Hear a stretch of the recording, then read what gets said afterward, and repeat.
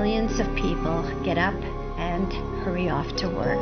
They put in their 8 hours, they pay their taxes, they trade on the market, they hold their business meetings, and they build their homes. They do all this amazing work while they are asleep. Asleep to what is actually going on. Asleep to the fact that their rights of freedom are slowly being taken away. As long as they have the freedom to shop, to buy things, to get that big TV screen and that new car or go to a hockey game, they don't seem to be too concerned. In the last 7 years since the events of 9/11, it's easy to see that the world has changed. When someone starts to make public announcements about the truth, the media is quick to label them as lunatics, conspiracy theorists, and even a terrorist. It feels to many like we live in a police state. Falls and he's tasered again.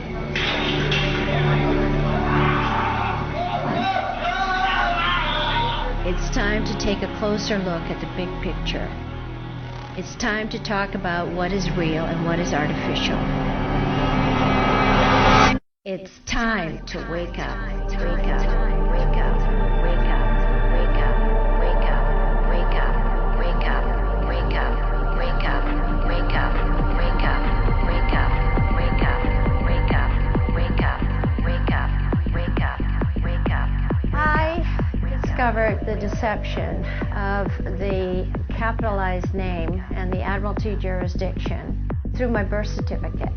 And the reason why my birth certificate was so important is because that's when the theft took place by the bankers.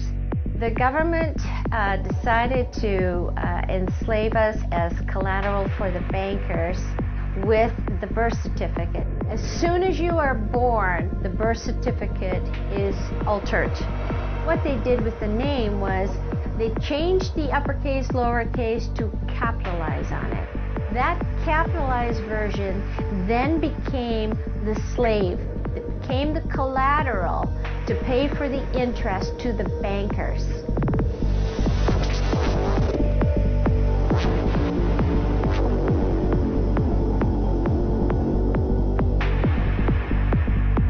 What the government did was made us believe that that capitalized artificial name is in fact us, when it is not us. It is a corporate entity. It's a capitalized version that they need in order to work with. It's total deception. It's deception of the highest degree. The theft of the family name begins at birth and is carried throughout your entire life. You are a tax slave from birth until death.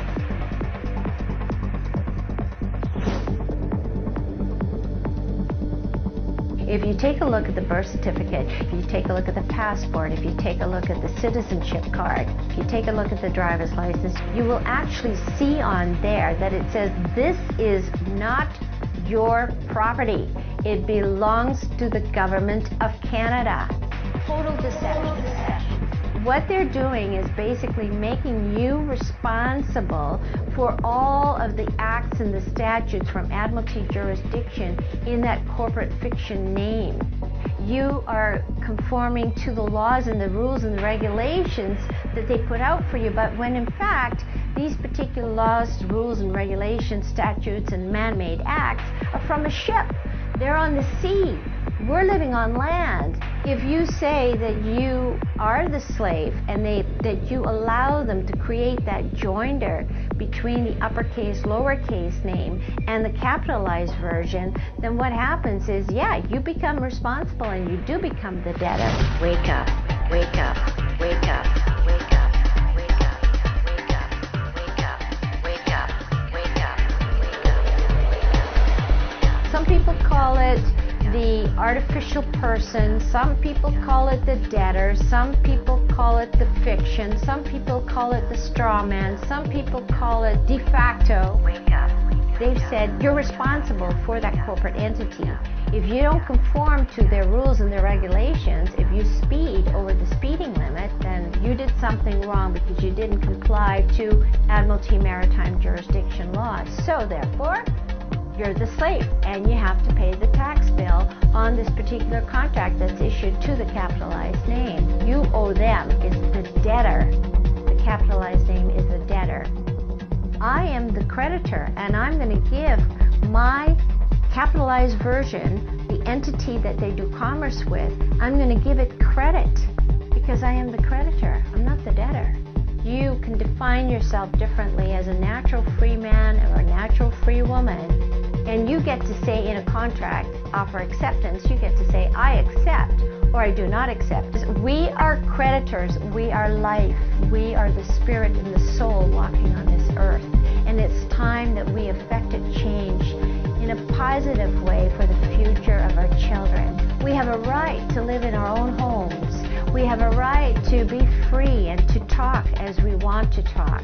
We have a right to free travel. It is us that the government needs to listen to, and they need to stop listening to the bankers and the gangsters, and we need to find some peace. We should operate from a higher dimension, and that higher dimension is called love. It's called light. Where are you from, Irene? I'm from the light.